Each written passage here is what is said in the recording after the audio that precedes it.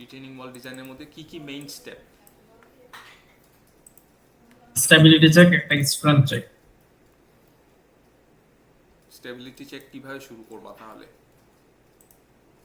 Stability মানে আমরা failure mode গুলো দেখতে পারি যে কি কি ফেল করতে পারে, ফেলিং কন্ডিশন মানে মোড গুলা। তারপরে ওইটা রেজিস্ট করার জন্য মানে কিভাবে রেজিস্ট করা যায় সেটা ডিসকাস করতে পারি। আনস্টেবল হবে কেন, এটা প্রশ্ন করার দরকার না ফার্স্টে? ফার্স্ট স্টেপটা কি? কারণ হবে সেটাই তো ফেলিং মোড না। আমি ওভাবে চিন্তা করলাম এটা। কিভাবে চিন্তা করলে হয়? ফেলিং মোড চিন্তা করছে, হ্যাঁ ফেলিং মোডটা চিন্তা করছে। ফেল করবে কেন? আমাদের স্ট্রাকচারাল স্লাইডিং ক্যালকুলেশনের প্রথম স্টেপটা কি ছিল? সলিডস। প্রথমে তো যে কোনো স্ট্রাকচারাল ক্যালকুলেশনে তো প্রথম স্টেপ তো load calculation. Load calculation, very good. তারপরে কি বলো? লোড ক্যাল, তারপরে ভাই স্লাইডিং। ডিজাইন আর কি। না, স্লাইডিং বলার আগে বলো যে মানে দুই ধরনের চেক আছে। মানে স্টেবিলিটি একটা, আর একটা হচ্ছে স্ট্রেংথ চেক আর স্টেবিলিটি চেক। এটার এই দুইটার কথা বলতেছেন কিনা এটা? হ্যাঁ, একটা হচ্ছে স্টেবিলিটি চেক আছে, এই কথাটা শুনতে যাচ্ছিলাম যেটা তুমি প্রথমে বলে ফেলছো।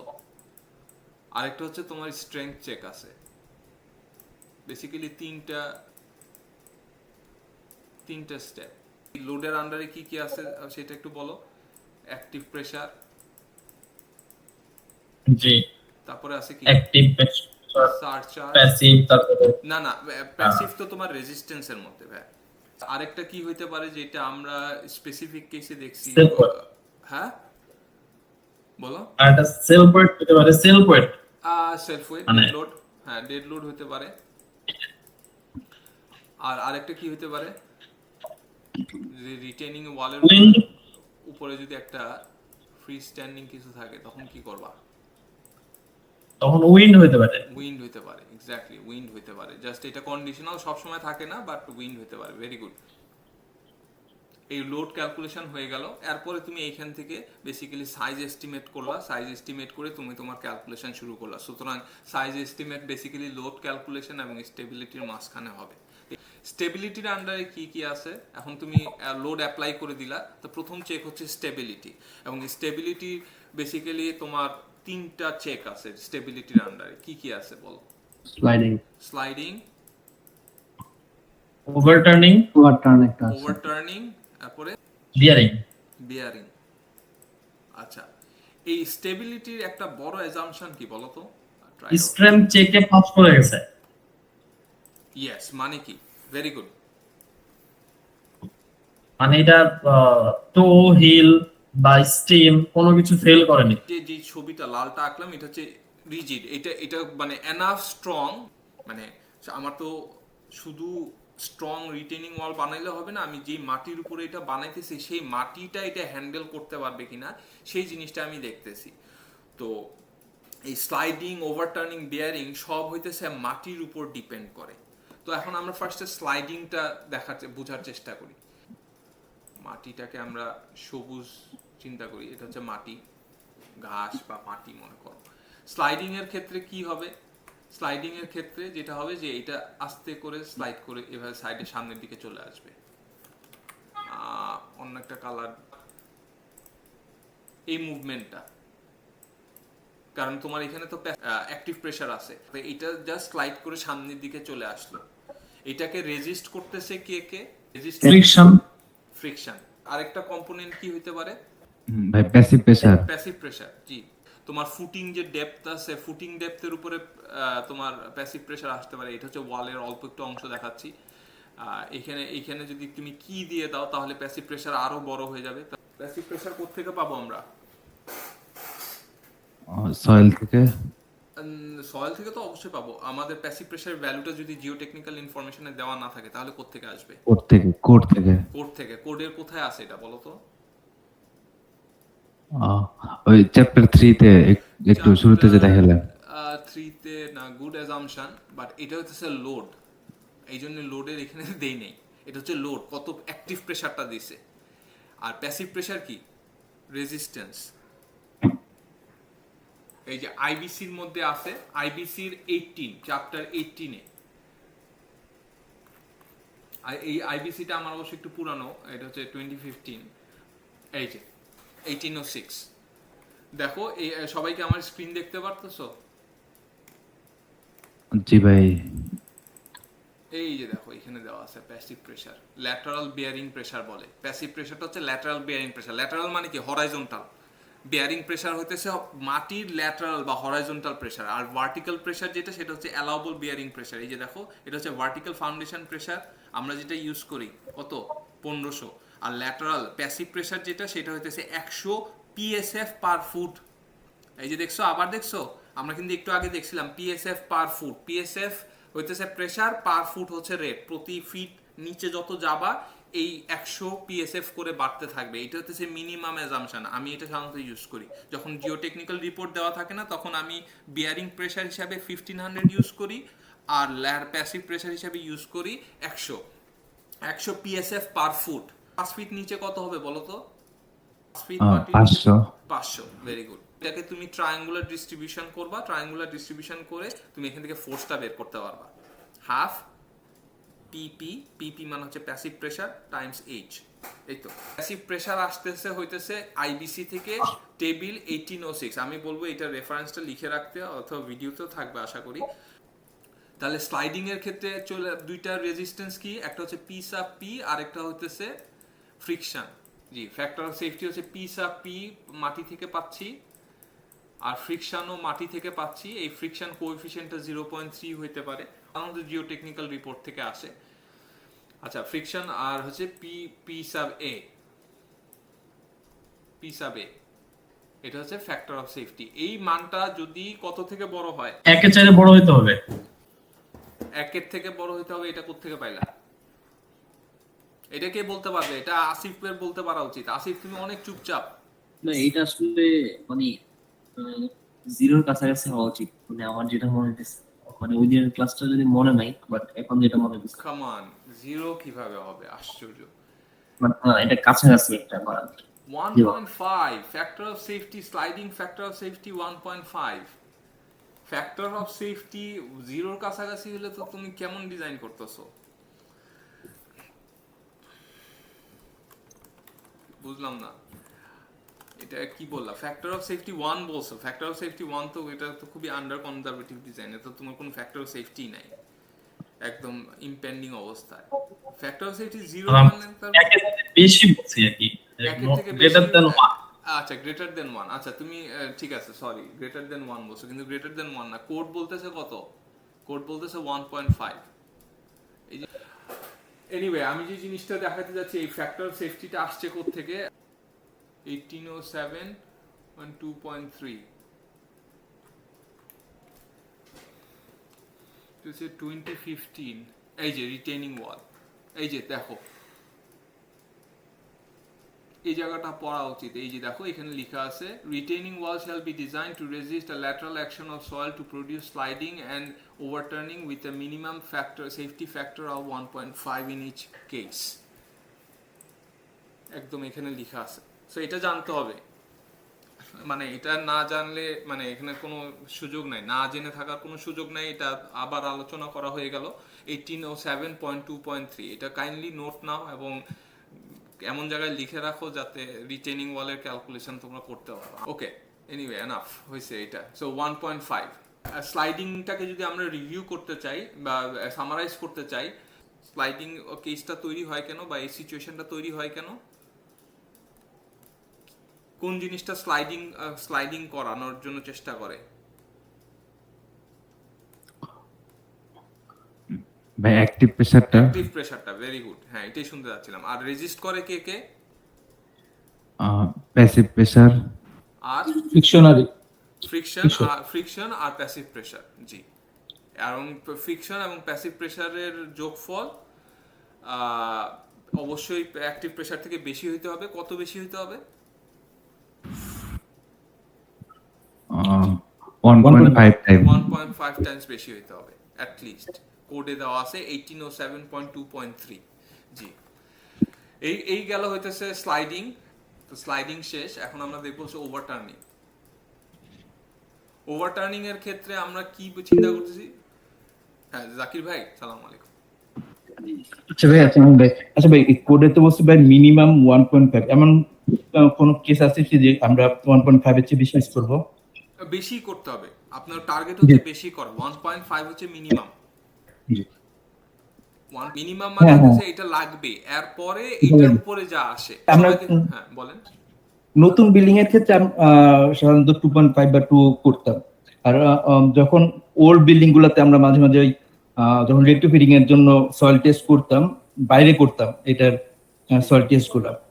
বাট বিল্ডিং এর ভিতরে তো ছিল ইয়েগুলা কলাম বা যে সয়েল কন্ডিশন, তখন আমরা ওইটাতে ফ্যাক্টর অফ সেফটি কম ধরতাম, কারণ হচ্ছে কম্প্যাক্ট হয়ে গেছে মাটি, অলরেডি সয়েল কন্ডিশন চেঞ্জ হয়েছে বাই দ্য টাইম। এনিওয়ে, আচ্ছা এখন আমরা আসলাম যে ওভারটার্নিং। ওভারটার্নিং এর ব্যাপারটা একটু শুরু করার আগে এখানে কিছু অ্যাজাম্পশনের কথা বলি। একটা তো অ্যাজাম্পশন ইমতিয়াজ বলছে যে আমাদের যে রিটেনিং ওয়াল আছে সেই রিটেনিং ওয়ালটা একদম সলিড, কাইন্ড অফ রিজিড চিন্তা করতে পারলো, একটা রিজিড বডি। তার আরেকটা অ্যাজাম্পশন এখানে খুব জরুরি, একটা তো হচ্ছে যে আমাদের স্ট্রাকচারটা খুব স্ট্রং। আরেকটা অ্যাজাম্পশন কি হইতে হবে? এখানে মাটি আছে মনে করো, ওভারটার্নিং এর জন্য আমার আরেকটা জিনিস স্ট্রং হইতে হবে। হ্যাঁ ইমতিয়াজ বলো। পয়েন্ট অফ রোটেশন, মানে পয়েন্ট অফ রোটেশনটা স্ট্রং হওয়া বলতে কি বোঝাচ্ছ? মানে স্ট্রং না, ওটা ফিক্সড হইতে হবে, এটা একটা অ্যাসাম্পশন। এবং ওই পয়েন্টটা হবে টো টো এর এন্ডটা যেটা, হ্যাঁ এটা এটা অ্যাসাম্পশন। হ্যাঁ মানে এই জায়গায় তুমি এই যে টোর মাথাটা বলতেছো যে ভাই এই জায়গাটা মানে ফিক্স হইতে হবে। এক্স্যাক্টলি, এটা ফিক্সড হওয়ার জন্য কি হইতে হবে, কি মেক শিওর করতে হবে যে এই পয়েন্টের উপরেই এটা রোটেট করবে, অন্য কোন পয়েন্টের মানে এখানে তো এই ফুটিং এ তো অনেকগুলো পয়েন্ট আছে, এবং আমরা একটু পরে একটু কিন্তু দেখবো, এটা একটু পরেই দেখবো। পিয়ারিং ফেল কিন্তু না, এটা অ্যাসাম্পশন করে। ফেল যাতে না হয় মানে কি? মানে মাটি এনাফ সাপোর্ট দিবে আর কি, বা এনাফ ফোর্স বা প্রেসার দিবে। Very good. এটা নিচের যে মাটিটা আছে, এই যে নিচের যে মাটিটা আছে, এই মাটিটা এত স্ট্রং যে পুরা জিনিসটা ওই কালো পয়েন্টের উপরে রোটেট করে। এটা হচ্ছে ওভারটার্নিং।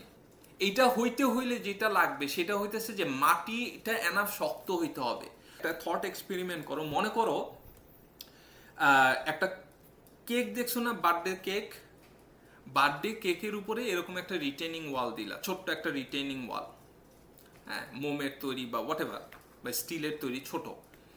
এইভাবে যদি সাইড দিয়ে ধাক্কা দাও কি হবে বলো তো? এইরকম রোটেশন হবে নাকি না এই যে মাথাটা আছে, বার্থডে কেক তো অনেক নরম, আশা করি দেখছো বার্থডে কেক, নাকি না এরকম হবে? এই মাথাটা এখানে খেয়াল করে দেখো, এই যে লাল মাথাটা কি ঢুকে যাবে নাকি না লাল মাথাটা জায়গায় থাকবে এবং নীল যে রিটেনিং ওয়াল পজিশনটা আছে সেরকম হবে? কোনটা হবে? কমলাটা হবে না নীলটা হবে? বার্থডে কেকের উপরে তুমি যদি বা নরম কিছুর উপরে তুমি যদি এটা করো, কমলাটা হবে।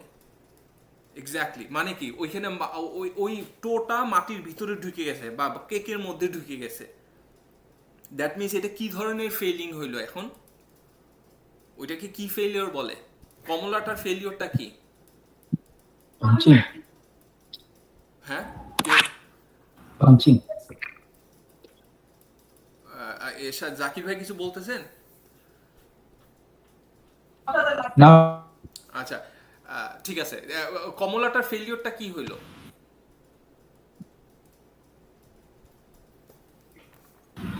ওভারটার্নিং। না, কমলার ফেলিংটা ওভারটার্নিং না, এটাই তো আমরা আলাপ করতেছি।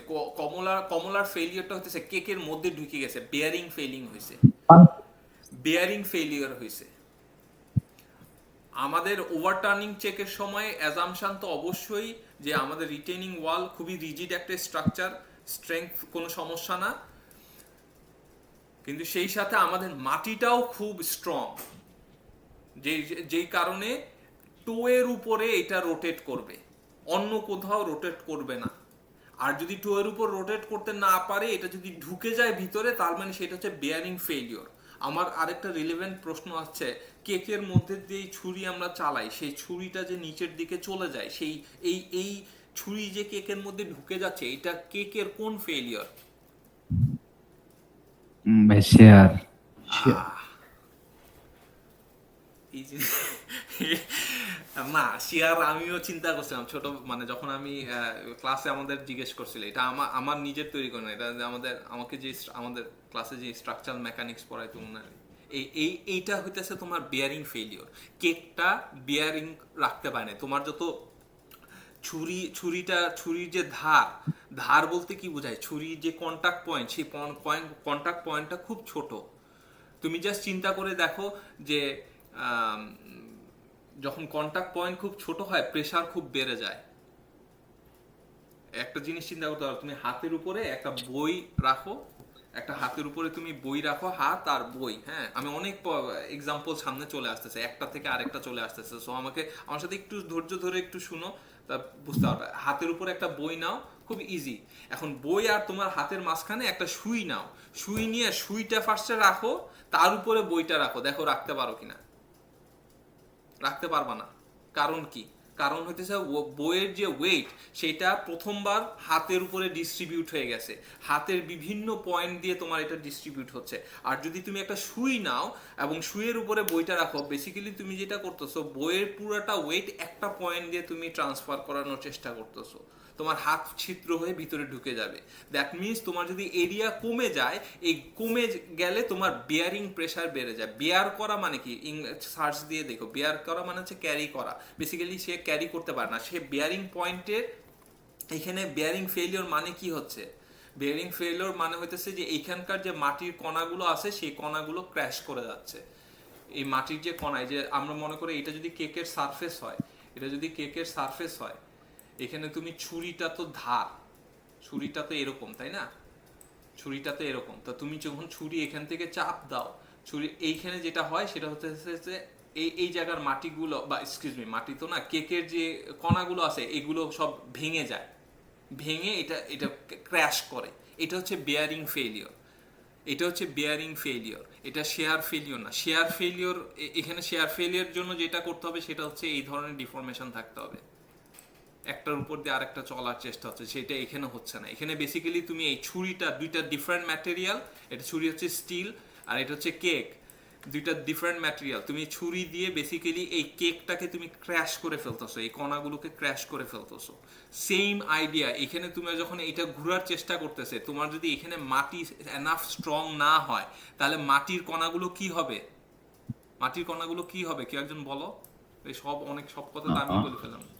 এই মাটির কণাগুলো কি হবে? লোকালি কি হবে? ক্র্যাশ করবে। ক্র্যাশ করে কি করবে? এটাকে ঢুকায় দিবে, তাহলে টোটা ভিতরে ঢুকে যাবে।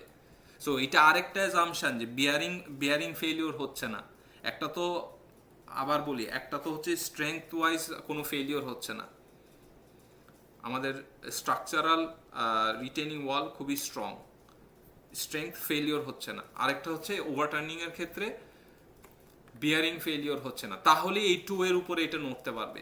ভাই তোমাদের এই ব্যাপারে আর কারো কোনো কনফিউশন আছে কিনা? আমি বুঝতে পারছি ভাই।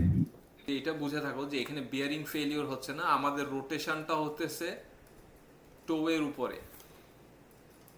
এটা হইতেছে তোমার ওভারটার্নিং কেস, যে টো এর উপরে রোটেট করবে। আচ্ছা, এখন আমরা একটু দেখি যে এই রোটেশনের জন্য কে কে দায়ী। এখান থেকে পি সাব এ আসতেছে, এটার উপরে এই ওয়েট আছে। আচ্ছা, এটাকে আমি একটু হালকা করে দিই সো দ্যাট বেশি ডার্ক না বোঝা যায় যে এটা জাস্ট রোটেশন, কিন্তু আমাদের এখানে ওয়েট আছে, এখানেও কিছু ওয়েট আছে, তোমার ওয়ালের কিছু নিজস্ব ওয়েট আছে, স্টেমের ফুটিং এর নিজস্ব ওয়েট আছে। ফ্রিকশন কোন ধরনের মোমেন্ট দিবে? ফ্রিকশন যাচ্ছে ওই পয়েন্ট দিয়ে। সো আরেকটা হতেছে যে এখানে ফ্রিকশনটাও এনাফ সো দ্যাট এটা স্লাইড করে চলে যাবে না। তুমি যখন এক পয়েন্টে চলে আসবে, এটা সামনের দিকে স্লাইড করবে না, ওইটাও আর একটা স্লাইডিং হচ্ছে না, এটা শুধুমাত্র ওভারটার্নিং হচ্ছে। আচ্ছা, এই ভার্টিক্যাল গুলো হচ্ছে সব ওয়েট, আমরা সাধারণত W1 W2 W3 W4 দিই, বাট এগুলো হচ্ছে সব ওয়েট। এটা হচ্ছে অ্যাক্টিভ প্রেসার। এখন আমাকে একটু কাইন্ডলি বলো যে আসলে রেজিস্ট ওভারটার্নিং মোমেন্ট কে দিতেছে, ঘুরানোর চেষ্টা কে করতেছে, আর রেজিস্ট কারা কারা করার চেষ্টা করতেছে, এটা একটু বলো। আসিফ বলো। জি ম্যাম। ওভারটার্নিং কারা কারা করতেছে? দাঁড়ান একটু দেখতেছি। ওভারটার্নিং আর রেজিস্ট। হ্যাঁ, ওই এই পয়েন্টের রেসপেক্টে এটাকে ঘুরাই ফেলার চেষ্টা কে করতেছে?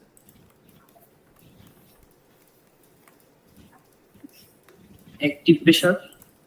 Very good. তাহলে moment due to active pressure. Active প্রেসারের রেসপেক্টে মোমেন্ট কিভাবে বের করবা? এই পয়েন্ট থেকে সে কত উপরে আছে, h/3 আছে বা হোয়াট এভার, এই যে ডিসটেন্সটা PA টাইমস H প্রাইম, সেটা হইতেছে তোমার moment. Very good. Active pressure ছাড়া আর কেউ এটা ঘোরানোর চেষ্টা করতেছে? ভাই যদি উইন্ড লোড থাকে সেক্ষেত্রে উইন্ড লোড থাকে, উইন্ড লোড। ভেরি গুড, এটা আমি ভেরি গুড। উইন্ড লোডের ক্ষেত্রে হইতে পারে।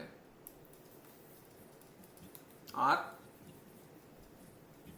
সারচার্জ লোডটা সারচার্জ অ্যাক্টিভ প্রেসারের মধ্যেই, but okay, PQ। Dead load তো সোজা নিচের দিকে চলে যাবে, এটা ঘোরানোর চেষ্টা করবো না তো? ঘোরানোর চেষ্টা করবে না। আচ্ছা, অ্যাক্টিভ গেল, সারচার্জ গেল, উইন্ড গেল, ডেটটাও অ্যাড করে দাও, সবই গেল। না ভাই, ডেড লোড তো রেজিস্টিং। ওভারটার্নিং তাহলে কি ক্লোজ করব নাকি না এখানে এনাফ? আর নাই তো মনে হয়। আচ্ছা, এবার রেজিস্ট কারা করতেছে? কোন কোন মোমেন্ট passive- রেজিস্ট করবে?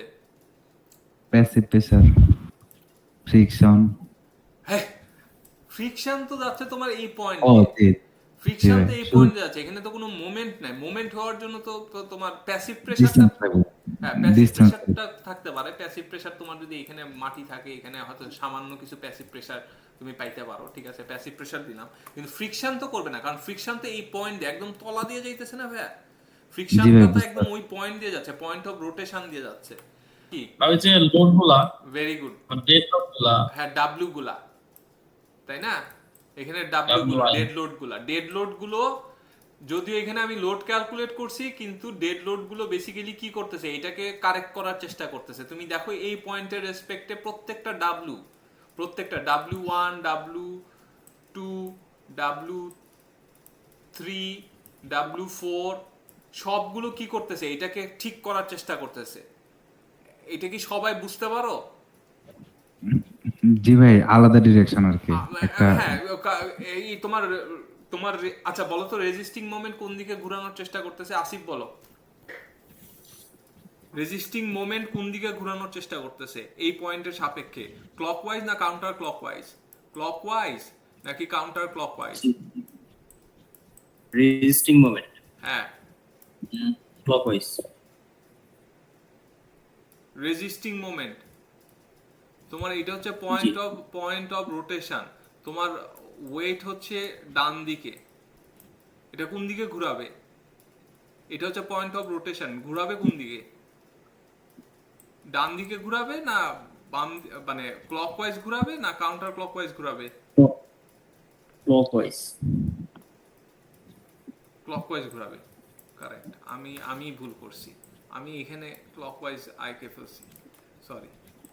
ভেরি গুড, ক্লকওয়াইজ ঘোরাবে, excuse me.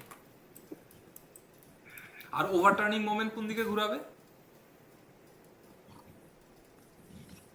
ওভারটার্নিং moment counter clockwise. Counter clockwise. Very good, এই তো। কোড কি বলছে বলো? রেজিস্টিং মোমেন্ট, ওহ কি সুন্দর আর লিখছি দেখছো। ফ্যাক্ট ওটিএম, এটাকে কি বলে? রেজিস্টিং মোমেন্ট ওভার ওটিএম, এটাকে কি বলে? Factor of safety. Factor of safety. Very good. এটা কত হইতে হবে? 1.5 মিনিমাম। মিনিমাম, এটা হচ্ছে মিনিমাম সাইন 1.5 এর সমান বা তার চেয়ে বেশি হইতে হবে। এটা হচ্ছে প্রোভাইডেড, আর এটা হইতেছে তোমার তোমার ক্রাইটেরিয়া, পাস ফেল ক্রাইটেরিয়া। এই ব্যাপারে কারো কোনো কনফিউশন আছে? না ভাই। তাহলে এই তো গেল। অলরেডি বিয়ারিং এর ডিসকাশন অনেকটুকু করে ফেলছি। ভাই এগুলা থাক, কষ্ট করে লিখছেন থাক, নতুন একটা পেজে যাইতে পারেন। থ্যাংক ইউ আমার কষ্ট ফিল করার জন্য। আচ্ছা আরেকটা পেজে যাব। আচ্ছা স্লাইডিং এরটা তো মুছে ফেলছি, সরি। আচ্ছা লাস্ট হচ্ছে বিয়ারিং টপিক। বিয়ারিংটা সহজ, বিয়ারিংটা কঠিন কিছু না। আচ্ছা সেম হচ্ছে রিটেনিং ওয়াল। আমাদের এখানে মাটি আছে, মাটির সাথে যে কন্টাক্টে আছে সেই মাটিটা আসলে কতটুকু ধরে রাখতে পারবে, যেটা একটু আগে আলোচনা করছি যে এটা যখন ওভারটার্নিং করবে এই মাটিটা যদি স্টিফ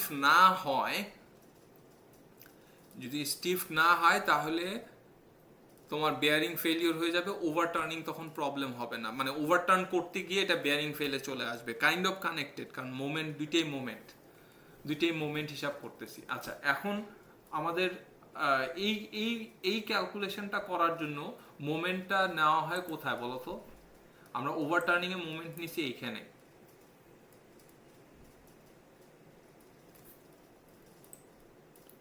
আর বেয়ারিং প্রেসারের ক্ষেত্রে মোমেন্টটা এখানে নেওয়া হবে। কেন?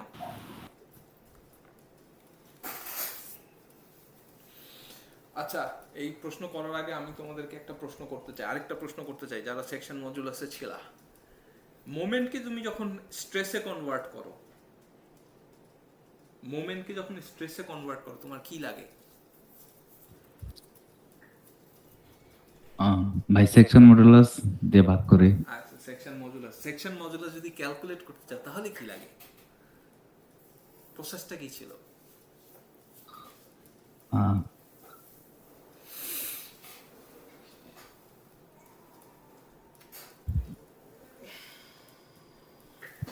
আমি জানি এটা এইভাবে ঘোরার চেষ্টা করতেছে। ভাই এত কষ্ট করে ভিডিওগুলো করতেছি, তোমরা একটু দেখে টেকে আসবা না? এই যে একটা মোমেন্ট হওয়ার চেষ্টা করতেছে, এটাকে ঘুরানোর চেষ্টা করতেছে, ওভারটার্নিং করার চেষ্টা করতেছে। এখন ওভারটার্নিং এর ক্ষেত্রে আমরা যেটা বলছি যে মাটি এনাফ শক্ত, এটা তার টো এর উপরে ঘুরে যাবে। এখন আমরা বলতেছি যে বেয়ারিং এর ক্ষেত্রে আমরা যেটা চেক করতে যাচ্ছি সেটা হচ্ছে মাটিটা এনাফ নিতে পারবে কিনা, মাটির উপরে প্রেসার কত আসতেছে, মাটির উপরে প্রেসার এবং স্ট্রেসের ইউনিট কি, প্রেসারের ইউনিট কি পাউন্ড পার fit square, PSF per square feet, হ্যাঁ পাউন্ড স্কয়ার ফিট, হ্যাঁ। আর প্রেসার স্ট্রেসের সেম। তো আমাদের এখানে প্রেসার এবং স্ট্রেস কাইন্ড অফ একই, যদি স্ট্রেস আরো কম্প্রিহেন্সিভ, বাট এখানে আমরা বেয়ারিং মানে প্রেসারটা বের করব ওই স্ট্রেসকে চিন্তা করে আর কি। বেসিক্যালি মাটিকে আমরা স্ট্রেস আউট করতেছি। চিন্তা করো মাটির বিম, দারুণ না? মাটির একটা বিম আছে, মনে করো এটা হচ্ছে একটা মাটির বিম, হ্যাঁ মাটির একটা বিম আছে, হ্যাঁ। এইটার সামনে তোমরা একটা রিজিড বডি লাগাইছো যেটা আমাদের রিটেনিং ওয়াল, এটা তো আর মাটির বিমটা জানে না। তো এইটার সামনে এই বিমটা, আচ্ছা এটার এই কালার দেওয়া তো ঠিক হয় নাই, এই মনে করো কালারটা দিয়ে দিলাম এরকম, হ্যাঁ। এটা হচ্ছে মাটির একটা বিম, আমি এটা নিজের তৈরি করা মাটির বিম বলে কিছু নাই, বাট মনে করো মাটির একটা বিম আছে, হ্যাঁ। এই মাটির বিমের এই এজে একটা রিজিড বডি আছে যেটাকে আমরা রিটেনিং ওয়াল বলতেছি। মাটি তো আর এটা জানার দরকার নেই। এবং এই রিটেনিং ওয়ালে এখানে একটা মোমেন্ট হচ্ছে। এইবার মনে এক্সপ্লেনেশনটা সুন্দর হবে, এবার মিলাইতেও পারবা। আমার কথা হচ্ছে যে এই যে মাটির বিমটা নিলাম, এইখানে যে মাটির বিমের উপরে যে একটা মোমেন্ট দিলাম, এখানে স্ট্রেস ডিস্ট্রিবিউশন কেমন হবে এবার বলো? স্পেশালি এই জায়গায় একটা বিমের উপরে যখন মোমেন্ট কাজ করে ক্রস সেকশনে কি হয়? ইমতিয়াজ তোমার হেল্প লাগবে, ইমতিয়াজ যদি একটু কন্ট্রিবিউট করতে চাও, এখানে কি আসবে? কম্প্রেশন টেনশন দুইটাই ঘটে। এখন আমার ওইটা উপরে হবে। এখানে নরমালি বিমের ক্ষেত্রে তো টেনশন হয়, কিন্তু এখানে মাটি তো টেনশন দিবে না, ওইখানে কোনো আচ্ছা, টেনশন হবে না। অতটুকু But রাখো, অতটুকু যায় না, তুমি যেটা বলছো সে এতটুকু। বিমের ক্ষেত্রে এখানে টেনশন হয়। আগে সবাই বলে এটা বুঝছো কিনা, তোমাদের ইমতিয়াজ যেটা বললো এটা তো আমরা অলরেডি দেখছি বিমের ক্ষেত্রে এই জিনিসটা হয়। এতটুকু কি সবাই একমত যে যখন একটা বিমের ক্রস সেকশনের উপরে যখন একটা মোমেন্ট হয়, এটা মাটি চিন্তা করার দরকার নেই, কিন্তু এই জিনিসটা ডিস্ট্রিবিউশনটা যে এরকম হয়, এই ব্যাপারটা কি একমত সবাই? জি ভাই, উপরে টেনশন নিচে কম্প্রেশন। উপরে টেনশন নিচে কম্প্রেশন, এটা তো আমরা জানি। কি হয়, এটা কি বলে এটাকে, এই জায়গাটা কি ছিল? নিউট্রাল আচ্ছা, নিউট্রাল অ্যাক্সিস, জি জি, নিউট্রাল অ্যাক্সিস। তো এখন আমার কথা হইতেছে এই নিউট্রাল অ্যাক্সিসটা কোথায় হয়? এই ডিরেকশনে, এই ডিরেকশনে তো আরেকটা, এই ডিরেকশনে আরেকটা ডিমেনশন আছে, যেটা হচ্ছে তোমার 1 ফিট। আমরা হিসাব করে নিছি, তার মানে এই যে বিমটাও এরকম 1 ফিট আছে। এটা কি তোমরা ফিল করো? এটা হচ্ছে নিউট্রাল অ্যাক্সিস। এটা কি বুঝতে পারতেছো নাকি না বেশি জটিল করে ফেললাম এখানে? এই পুরো জিনিসটা কি 1 ফিট হিসাবে করছি না আমরা? এখানে 1 ফিট চাংটা 1 ফিট না ভাইয়ারা? এখানে 1 ফিট না? জি ভাই, ঠিক আছে, 1 ফিট। 1 ফিট। তাহলে তোমার নিউট্রাল অ্যাক্সিসটা নিউট্রাল। আমার প্রশ্ন ছিল যে আমরা বিয়ারিং ক্যালকুলেশন কেন মাঝখানে করি, ওভারটার্নিং করি টোতে, বিয়ারিংটা করি মাঝখানে কেন? আমি সেই কেনর উত্তর দেওয়ার চেষ্টা করতেছি তোমাদেরকে। এরকম তো নিউট্রাল অ্যাক্সিসটা কি হবে, ঠিক মাঝখান দিয়ে যাবে না? এবং এই যদি এই রেক্টেঙ্গুলার মাঝখান দিয়ে যাওয়া মানে কি, এই ফুটিং এর মাঝখান দিয়ে যাওয়া। তোমরা এগ্রি করো? এই জিনিসটা কি এগ্রি করো যে কেন মাঝখানে আমরা ক্যালকুলেট করতেছি? কারণ আমরা মাটির উপরে স্ট্রেস কত, মাটির উপরে প্রেসার কত সেটা বের করতেছি। এখন মাটির উপরে প্রেসার কিভাবে বের করব? যে মাটির সাথে রিটেনিং ওয়ালের যে ফুটপ্রিন্ট, যেটা হতেছে একটা বেসিক্যালি রেক্টেঙ্গেল, সেই নিউট্রাল অ্যাক্সিসটা একটা রেক্টেঙ্গুলার ক্রস সেকশনের মাঝখান দিয়ে যাবে। এই জন্য আমাদের মাঝখানে তোমার পয়েন্ট অফ রোটেশন মোমেন্ট ক্যালকুলেশনের ক্ষেত্রে এটা সাইডে নিলে হবে না। ক্লিয়ার এই বিষয়টা? জি ভাই।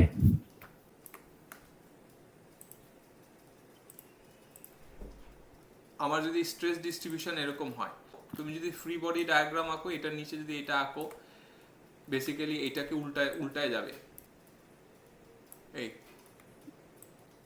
এটা যদি স্ট্রেস ডিস্ট্রিবিউশন হয়, যদি আমরা এইটা দেখাই, মানে এটা আমি দেখাইছিলাম আসলে মাটির উপরে হচ্ছে এটা, এবং এটা হচ্ছে ফ্রি বডি ডায়াগ্রাম। আমরা যদি নিচ থেকে মাটি সরাই ফেলি তাহলে আমরা এখানে স্ট্রেস ডিস্ট্রিবিউশন দেখাবো, আর আমরা যদি মাটির যে বিম বা কলাম যেটা আছে সেখান থেকে যদি আমরা রিটেনিং ওয়াল সরাই ফেলি তাহলে আমরা এটা দেখাবো। এবং আমি এটা বলছিলাম এটা হচ্ছে ব্যাড ডিজাইন। ব্যাড ডিজাইন কেন? কারণ এই পাশে কি হচ্ছে, এই জায়গাটায় কি হচ্ছে,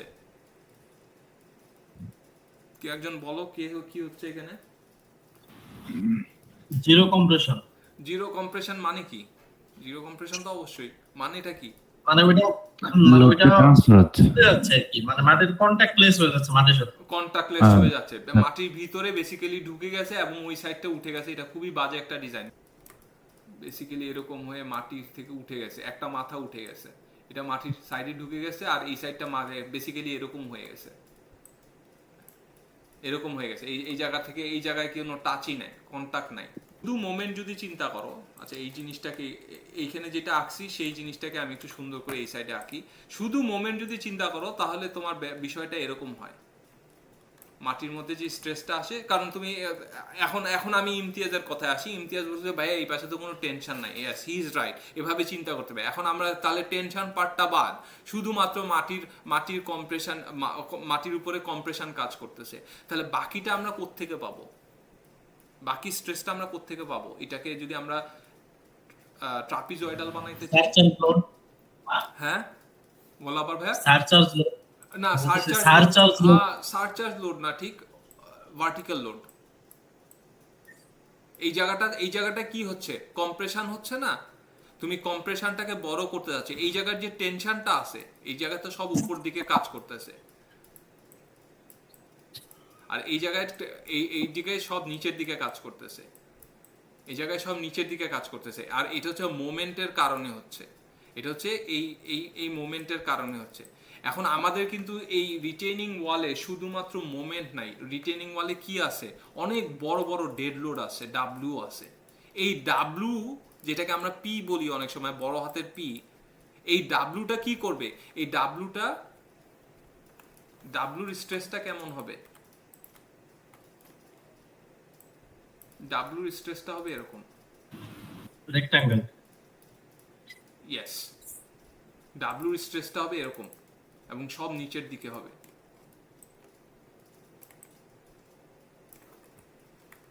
ডাব্লিউ সব সমান, সরি এটা সব সমান, মানে সবগুলো সমান, পি সমান, পি হচ্ছে নিচের দিকে। তখন কি হবে দেখো ভাই, এই পোর্শনটা এটা তো নিচের দিকে কাজ করতেছে, এটা উপর দিকে কাজ করতেছে, একজন আরেকজনকে ক্যান্সেল করে দিবে।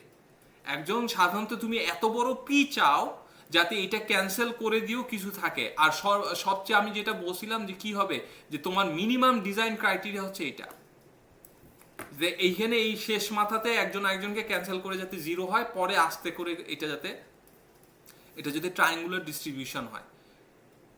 এখানে কি জিনিসটা বুঝতে পারছো? এটা ডিজাইনের ক্ষেত্রে খুব ইম্পর্টেন্ট একটা কনসেপ্ট, রিটেনিং ওয়াল ডিজাইনের ক্ষেত্রে বিয়ারিং প্রেসারে।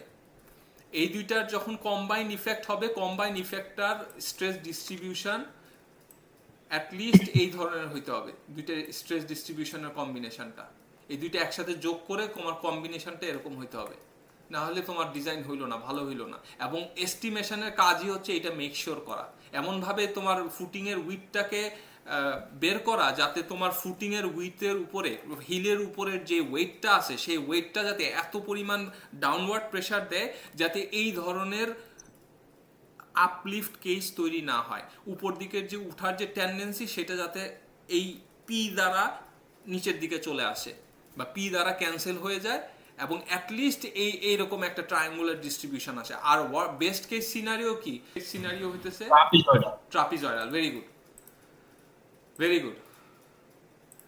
আচ্ছা, বেস্ট কেস সিনারিও হইতেছে তুমি যদি এরকম করো, অর্থাৎ তুমি মানে পিটা এত বড় যে তোমার পুরাটাই কম্প্রেসিভ। এনিওয়ে, আচ্ছা এখন স্ট্রেস ক্যালকুলেট করব কি করে।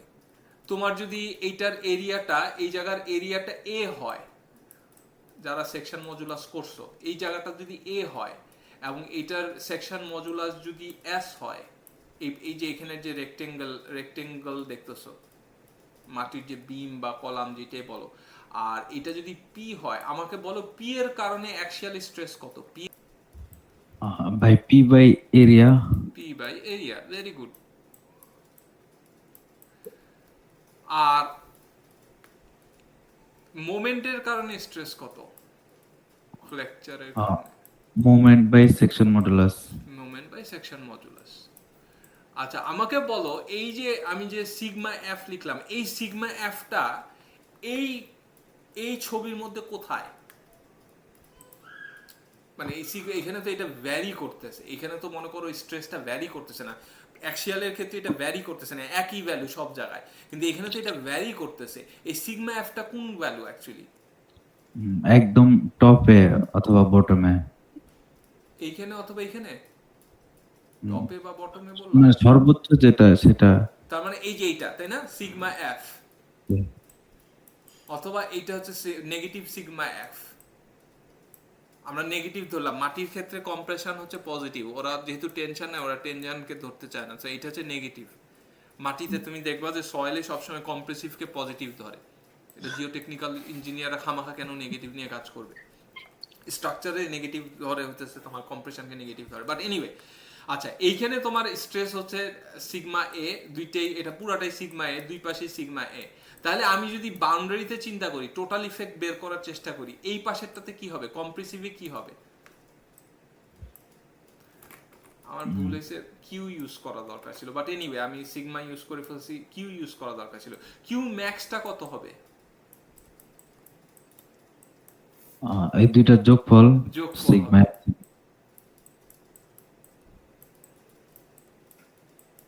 P over a plus M over S. R sigma minimum কত হবে? দুইটার বিয়োগ নাকি জি, P over a minus M over S. এইটা হচ্ছে তুমি বেসিক্যালি স্ট্রেস। এখন এই সিগমা এ ম্যাক্সকে কার সাথে তুমি তুলনা করবা? কি বলে, সিগমা যে লোডটা আসলো লোড না, অ্যালাউবল। সিগমা অ্যালাউবল কোত্থেকে আসতেছে? আমরা তো এটা বের করলাম, এগুলো তো হচ্ছে সব ডিমান্ড, সব এখানে জি। ডিমান্ড। এটা তো তুমি ক্যালকুলেট করে এটা বের হলো, তুমি লোড টোড অ্যাপ্লাই করার পর দেখলা যে তোমার স্ট্রেস আসছে এত, তোমার সিগমা অ্যালাউবল কত? এটা কোত্থেকে আসবে? সিগমা অ্যালাউবল কত একজন বলো? ভেক্টর দিয়ে গুণ করতে হবে, সেফটি ফ্যাক্টর। না, সেফটি ফ্যাক্টরের কথা কোথায় আসে? আমরা বিয়ারিং এর ক্ষেত্রে অ্যালাউবল বিয়ারিং প্রেসারটা কত বলছিলাম, কোত্থেকে আসে? কোড থেকে আসবে অথবা সয়েল টেস্ট রিপোর্ট থেকে। Very good, very good. এই তো সবাই 15,000। 15,000। তুমি এটা আবার কোত্থেকে পাইলা? কোডই দিছে 12,000, 15,000 বলতেছে 15,000। 12,000 হচ্ছে ম্যাক্স। কত হবে? আচ্ছা 1500। 1500 হচ্ছে মিনিমাম। এটা কোডের প্রেসক্রাইব করা 1500, 15,000 না। 12,000 হচ্ছে ম্যাক্স। 15,000 তো অনেক। তোমার অ্যালাউবল হচ্ছে 1500। সো এই 1500 সাথে তুমি 1500 পিএসএফ এর সাথে তুমি কম্পেয়ার করবা। 1500 সাথে তুমি কম্পেয়ার করবা যদি জিওটেকনিক্যালে দেওয়া না থাকে। জিওটেকনিক্যালে মাঝে মাঝে 3000 দেওয়া থাকে, কখনো 2000 দেওয়া থাকে, ডিপেন্ড করে আর কি কোথায় আছে। আর এইটার সাথে তোমার এই ম্যাক্সটা কি হইতে হবে? অ্যালাউবেল চেয়ে বেশি হইতে হবে না কম হইতে হবে? ভাই কম। কম হইতে হবে, কম বা সমান। এটা হচ্ছে একটা চেক। যেটা হয় যে মানুষ অধিকাংশ সময় এটা বাদ দিয়ে দেয়, এই সিগমা মিনিমামটা দেখে না। সিগমা মিনিমাম আমরা কি বলছি, অ্যাটলিস্ট কি হইতে হবে? আমাদের রিকোয়ারমেন্ট কি? সিগমা মিনিমামটা রিকোয়ারমেন্ট কি? সিগমা মিনিমাম আমরা চাইছি triangular distribution, at least best case scenario হইতেছে ট্রাপিজয়েডাল। সিগমা মিনিমামটা কি হইতে হবে যদি আমি চেক করতে চাই? পজিটিভ হইতে হবে আর কি, জিরোর নিচে যাওয়া যাবে না। 0 বা 0 বেশি হইতে হবে, এটা চেক দিতে হবে। এটা খেয়াল রাখো, তোমাদের রিটেনিং ওয়ালে যখন ক্যালকুলেশন করবা, এটা একটা ইম্পর্টেন্ট চেক। এটা অধিকাংশ সময় বাদ চলে যায়, কারণ এটা 0 সাথে আর কি করবো। যদি নেগেটিভ হয়, সিগমা মিনিমাম কোনো কারণে নেগেটিভ হয়ে গেল, তার মানে কি? তার মানে কি? এইটা হচ্ছে তোমার ক্রাইটেরিয়া। কিন্তু কোনো কারণে যদি 0-র চেয়ে কম হয়ে যায়, তখন কি হবে? তখন আমরা কোন কেস দেখতেছি আসলে? 0 চাইতে কম হইলে তো বিয়ারিং ফেল করবে। না, বেয়ারিং ফেল করবে না। ঠিক, বেয়ারিং ফেলের জন্য তো তোমার এই যে সরি তোমার সিগমা ম্যাক্স তোমার যদি অ্যালাউবলের চেয়ে বেশি হয় তাহলে বেয়ারিং ফেল করবে। কিন্তু আমি বলছি সিগমা মিনিমামটা যদি 0 হয়, তুমি এখন এই পাশেই চিন্তা করতেছো, আমরা তো এই পাশে চিন্তা করতেছি। মিনিমামটা 0 হবে কখন? সিগমা মিনিমাম, আচ্ছা একটু নর্মালি চিন্তা করো, এটা 0-র চেয়ে ছোট হবে কখন? এই কোয়ান্টিটিটা 0-র চেয়ে ছোট হবে কখন? সিগমা এ যদি ছোট হয় আর কি, ছোট হয়, সিগমা এফ এর চাইতে ছোট হয়। হ্যাঁ, তার মানে কি হচ্ছে? আপওয়ার্ড প্রেসারটার কারণে আর কি জিনিসটা উঠে আসবে, কন্ট্রাক্টলেস হয়ে যাবে। এক্স্যাক্টলি, দ্যাট মিন্স ওইটার কেস কি? এটাকে কি বলে?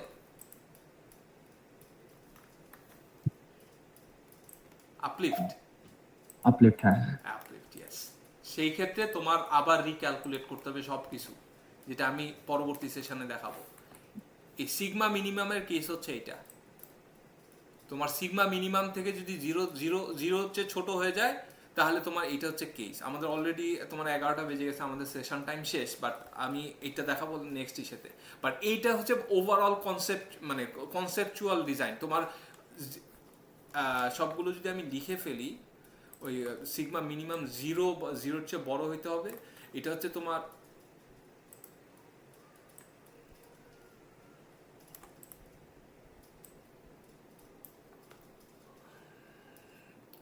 সিগমা মিনিমাম কি? এটা হচ্ছে সিগমা মিনিমাম কি বলো? 0 থেকে বড়, না, এটা মানে জিরো, 0 সমান, এটা জিরো।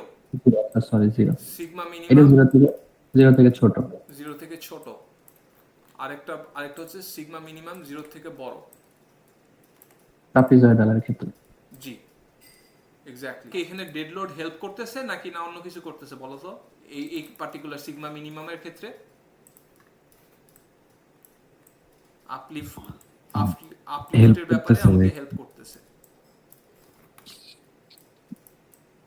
এই তো, এই জিনিসগুলো তোমার কনসেপচুয়াল জিনিসগুলো খুব ইম্পর্টেন্ট। ক্যালকুলেশন তো যে কেউ করতে পারে, নাম্বার ঢুকে নাম্বার ক্রাঞ্চিং করতেই পারে, কিন্তু এখানে তোমার এই যে বেন্ডিং বা এখানে যে মোমেন্ট আসতেছে, মোমেন্ট থেকে যে স্ট্রেস তৈরি হচ্ছে, সেটা কিসের রেসপেক্টে, কোন পয়েন্টের রেসপেক্টে তৈরি হচ্ছে, কোন পয়েন্টের রেসপেক্টে আমি ঘুরানোর চেষ্টা করতেছি, কেন ঘুরানোর চেষ্টা করছি। এক জায়গায় মাটিকে আমি স্টিফ ধরতেছি, আরেক জায়গায় আমি মানে মাটিকে টেস্ট করতেছি, টেস্ট আউট করতেছি। তো এই পুরা বিষয়গুলো বুঝতে হবে, মানে না বুঝে আসলে নাম্বার ক্রাঞ্চিং করলে তো আর ইঞ্জিনিয়ারিং হয় না। সো এই হচ্ছে আমাদের আজকের ডিসকাশন। একটা ভিডিওর ব্যাপারে আমি একটু বলে রাখি, 1.5 টাইমস স্পিডে দেখো, 1.5 টাইমস, কারণ সেশনের মাঝখানে অনেক সময় আমি চিন্তা করতেছি বা আমার কথার স্পিড স্লো বা এতটুকু জায়গা আমার না হলেও চলতো, তো 1.5 টাইমস স্পিডে দেখো, এবং যেখানে বুঝো না সেটা আবার একটু রিওয়াইন্ড করে আস্তে করে দেখে নাও। তোমার 1.5 ঘন্টা তোমার 1 ঘন্টা হয়ে যাবে, 1.5 দিন তোমার 1 দিন হয়ে যাবে, তোমার 15 দিন তোমার 10 দিন হয়ে যাবে। আমি এভাবে প্রিপারেশন নিছি আমার এসি পরীক্ষার জন্য, এভাবে আমি আমার সময়কে বাঁচাইছি। একটা ভিডিও যদি 1 ঘন্টা লম্বা হয়, আমি যদি মানে 1 ঘন্টা লাগায় দেখি, দেখবা যে এটা দরকার নেই, 1 ঘন্টা লাগায় দেখলে আমি সময়টাকে নষ্ট করলাম। এই জন্য সময়টাকে হেফাজত করার জন্য আমি বলবো যে স্পিডে দেখার জন্য, বাট জিনিসটা শিখতে হবে, বুঝতে হবে। যদি কোনো কোয়েশ্চেন না থাকে তাহলে আজকে এতটুকুই। ইনশাল্লাহ আমরা আবার পরের সেশনে ইনশাল্লাহ বৃহস্পতিবারে দেখা হবে।